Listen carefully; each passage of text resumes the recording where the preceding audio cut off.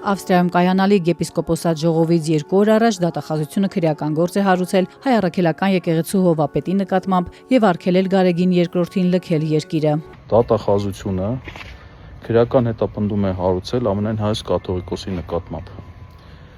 եւ քննիչն էլ փորձել է հարցաքննել վեհափառ հայրապետին։ Փաստաբան Արա Զոհրաբյանը մանրամասնում է, որ կաթողիկոսը մեղադրվում է դատական ակտի կատարմանը խոչընդոտելու համար, մի գործով, որով շաբաթներ առաջ մեղադրվեցին եկեղեցու 6 բարձրաստիճան հոգևորականներ, այդպիսով անհնար դարձնելով նաև նրանց մասնակցությունը Ավստրիայի ժողովին։ Սա ուղիղ միջամտություն է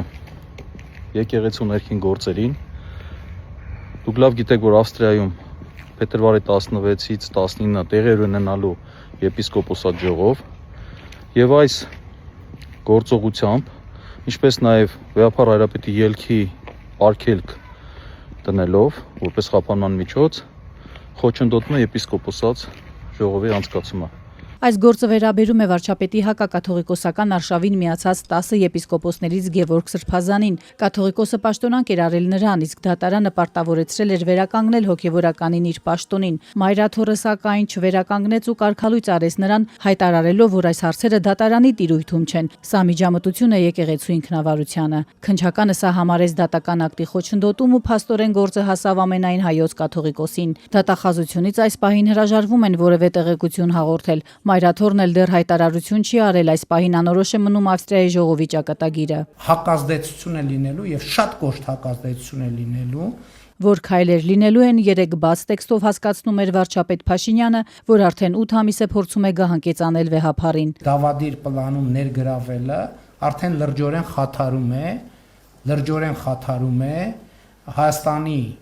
պետական անվտանգությունը եւ Հայաստանի Հանրապետությունը չի պատրաստվում դիտորդի նման հետևել։ Կուսակրոնության ուխտը եկեղեցու կանոնադրությունը խախտելուց, օտար երկրներին ծառայելուց, ծայրահեղականության մեջ մեղադրելուց հետո Փաշինյանը 3 արդեն մի նոր թեզ հնչեցրեց եկեղեցու դեմ, ընդ որում ինչպես նախորդ դեպքերում այս անգամ էլ ոչ մի կոնկրետ ապացույց չբերելով վկայակոչեց հատուկ ծառայություններին։ Այս պատմությունը կաթողիկոսությունը Հայաստանից դուրս տանելն է եւ ես դա թույլ չեմ տալու։ Եթե դրա համար պետք կլինի լրացուցիչ միջոցներ ձեռնարկվել, կձեռնարկվեն լրացուցիչ միջոցներ։ Այդ մարդկանց նպատակը կաթողիկոսությունը Հայաստանից հանելն է։ Էջմիածնի գանձերի հետ միասին։ Մենք դա թույլ չենք տալու։ Մայրաթոռը դեռ պաշտոնապես չի արձագանքել Փաշինյանի այս նոր մեղադրանքին։ Հոգևորականներից Բյուրականի Սուրբ Հովհաննես եկեղեցու հոգևոր հովիվն ապատեղեկատվություն է որակում վարչապետի պնդումը։ Ինքը ապատեղեկատվություն է տարածում, մարդկանց վարկաբեկում է ամենաստոր ձևով։ Վրթանես Քահանա Բաղալյանն Ազատության զրույցում հենց Փաշինյանին է մեղադրում ամիսներ շարունակ եկեղեցու շուրջ ստեղծված իրավիճակի համար, որով էլ պայմանավորված ընտրել են եկեղեցական հարցերը Էջմիածնից դուրս օտար երկրում քննարկելու ուղին։ Ինքը ամեն ինչ անելու է, որ Էջմիածնում կաթողիկոսի եւ եկեղեցու գործունեությունը խոչընդոտվի։ Իր հայտարարությունը դրա մասին է։ Անլուրջ կեցվածքը, ստախոս վիճակը տեսնելով մենք հասկանում ենք, որ իր հայտարարությունը դրա մասին է։ Մինչ Փաշինյանի իշխանությունը պնդում է, թե իրենց արշավի նպատակը առաքելական Սուրբ եկեղեցու բարեփոխումն է, Տեր Վրթանեսը հակադարձում է։ Ժողովը Էջմիածնից դուրս գումարելը նորմալ երևույթ է։ Մենք ժողովներ ենք գումարել Արտիշատում, Շապիվանում, Դվինում, Մանազկերտում, տարբեր տեղեր, նույնիսկ եղել է 2016 թվականին, եթե չեմ սխալվում, եպիսկոպոսատ ժողովը Ստեփանակերտում է գումարվել, այսինքն ժողովի տեղը էական չի։ Եպիսկոպոսատ ժողով կարող ամեն տեղ գումարվի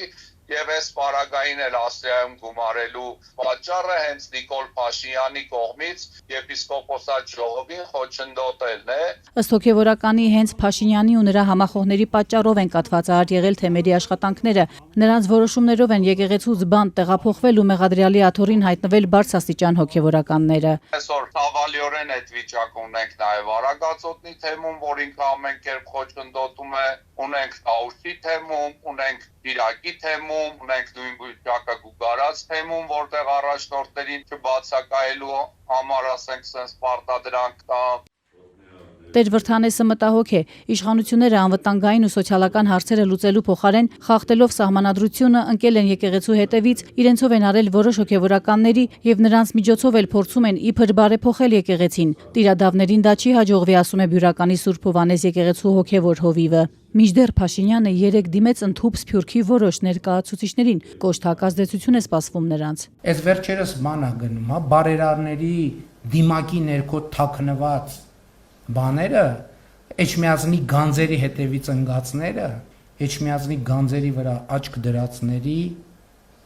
հայացքը ուղղելու ենք բոլորովին ուրիշ կողմ։ Նախորդին հայազգի մի խումբ հեղինակավոր գործիչներ հայտարարեցին, թե եկեղեցու ղեկավարության վրա հետևողական հարձակումները եւ նրա առաջնորդի հարկադրական հեռացման պահանջները սպառնալիք են աշխարհի բոլոր հայերի համար։ Փաշինյանի հայտարարած եկեղեցու բարեփոխմանը դեմ են ամերիկահայ գործարարն Ուբար Աֆեյանը, շվեյցարահայ Վահե Գաբրաշը, Լոնդոնի կայսերական քոլեջի վիրաբուժության ամբիոնի ղեկավար Լորդ Արա Դարզին, գործարար բարերար Վաչե Մանուկյանն ու այլ երևելի հայեր Սփյուռքից։